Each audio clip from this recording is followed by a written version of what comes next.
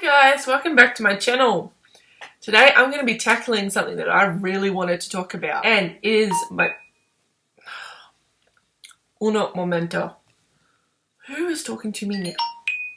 Oh, look at that. It's all my pet peeves about books. Yes, so if you don't know, this video is going to be my bookish pet peeves. And I don't have that many because all the tropes do not bother me. Like if you have the Lost Princess trope or this trope or that trope, I'm completely fine with that. But there are two things that I just cannot deal with in a book.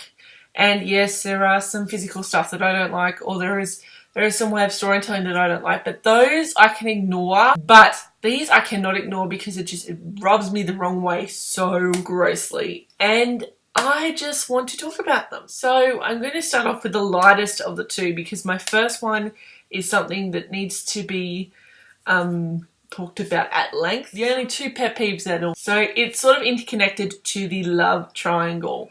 Now, I don't mind having a love triangle in a book.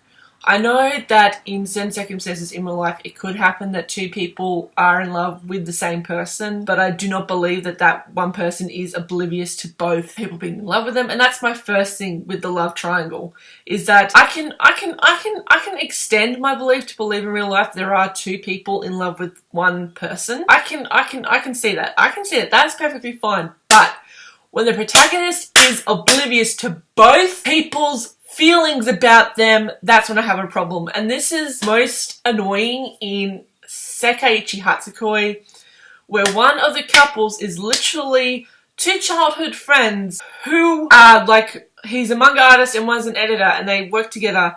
And then there is this second artist that helps the mangaka, and he's in love with him, but the mangaka doesn't realize that he's in the center of a love triangle.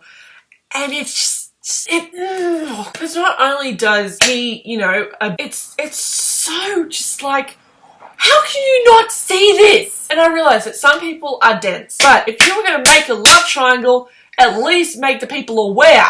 Like, I don't like Cassandra Clare's Infernal Devices because I think it's long and boring, but at least in that love triangle, all the people were aware that they were in love with each other. Okay, Tessa was aware that both Will and Jem were in love with her, and she wasn't oblivious to that, and it was just the perfect amount of, yes, somehow this has my second hated trope of that. It's just like, you can't make a protagonist oblivious to two people's feelings and then have him sort of use them in different ways, okay? It just does not sit right with me, and I don't like it. Like, the editor confesses to the mangaka that he is in love with him and they start a relationship, but he doesn't understand why you and Hattori, who are the two people who are in love with him, hate each other. Like, he's just like, I just want everyone to get along, and it's like, do you not see this? How?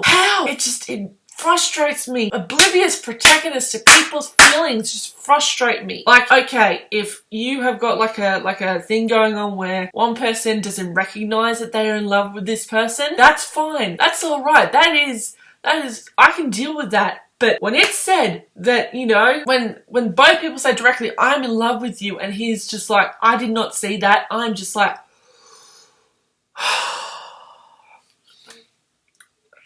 And the second thing about the love triangle that bothers me is when the author is like, you know what, there's been back and forth between who they are going to choose, whether it's this person or this person.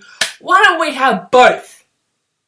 And I'm not talking like they all realize that they're in love with each other and they start a polyamorous relationship. I'm not talking about that. I'm talking about when the author can't decide which protagonist she wants them to be with, so she gets with both. And this is most prevalent in Vampire Knight, where, while Vampire Knight is one of my favourite anime, at the end of the manga, Yuki ends up with Kaname, and then Kaname falls to sleep, like vampire sleep, and so he's like essentially dead.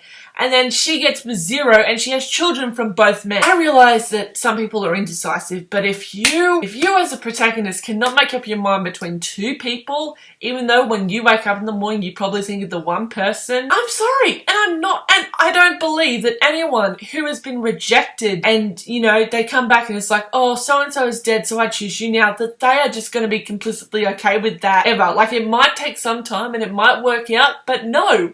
Like, you cannot have your protagonist go back and forth and then just be like, yeah, I choose this guy, he died, so I'm choosing you now.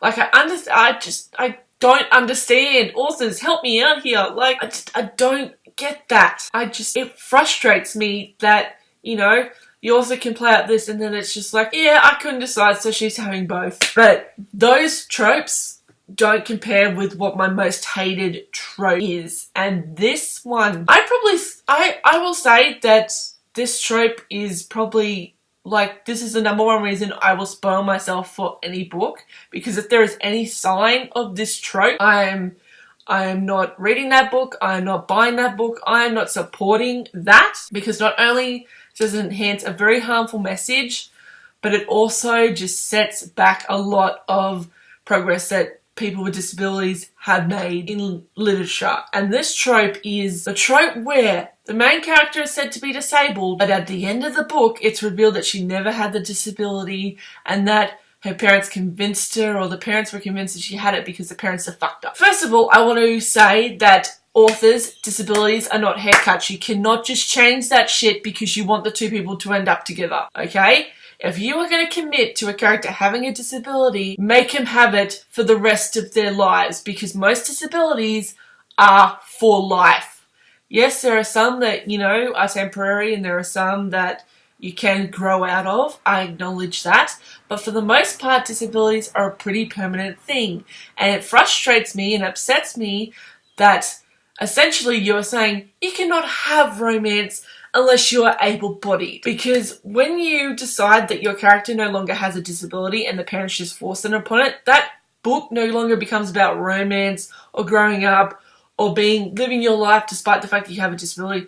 That book becomes about child abuse. And the book that I'm going to talk about, and incoming spoilers, is Everything, Everything by Nicola Yoon. I don't know what goes through an author's head when it's like, oh yeah, we're going to make this beautiful love story between this disabled girl and this boy, and then at the end of it she's revealed that she never had, so she can live happily after in the sunset. No, I regret that. I will not stand for that.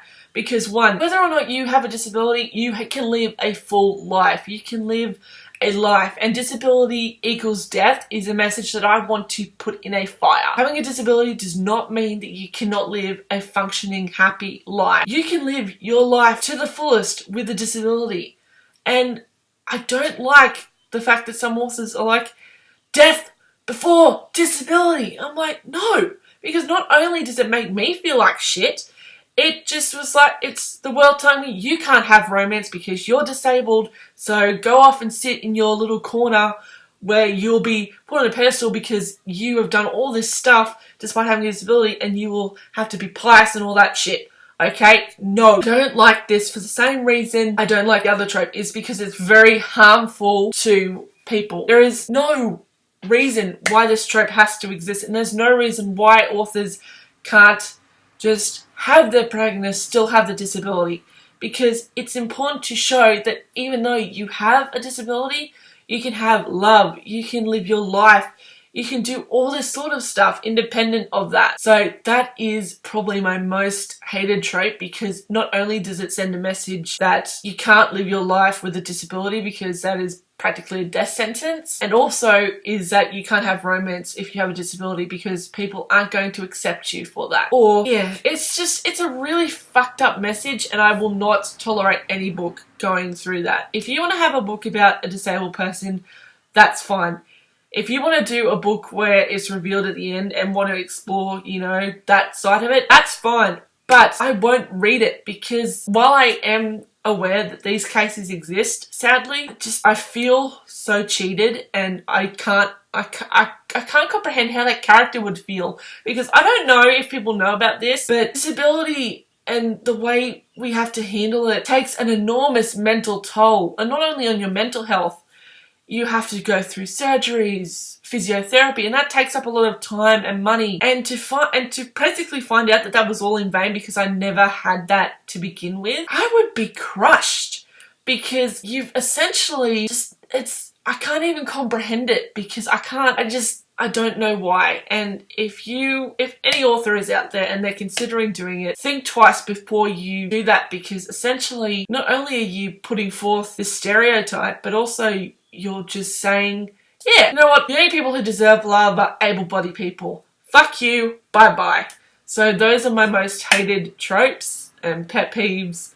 I would go into like stuff about physical books and that, but really that doesn't matter more so than what these do, and I am just so happy that I got to talk about them. So what are your pet peeves, most hated tropes? Tell me in the comment section down below, and I will see you guys in the next video.